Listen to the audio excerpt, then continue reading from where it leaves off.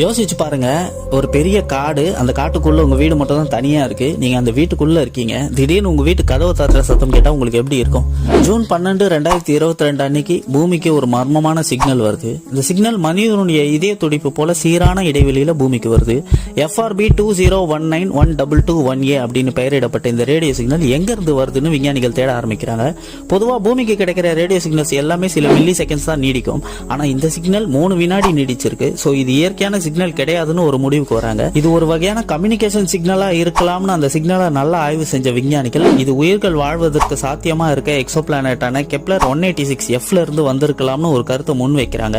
இதை உறுதிப்படுத்துறதுக்குள்ள இந்த இதய துடிப்பு போல வந்த அந்த ரேடியோ சிக்னல் சடனா ஸ்டாப் ஆகுது. இந்த சிக்னல் திரும்ப நம்ம பூமிக்கு வருமா வராதான்னு ஆய்வாளர்கள் காத்துட்டு இருக்காங்க. அது வரைக்கும் இவ்வளவு பெரிய பிரபஞ்சத்துல மனிதர்கள் நாம மட்டும்தான் தனியா இருக்கோமான்னு ஆச்சரியப்பட்டுக்க வேண்டியதுதான்.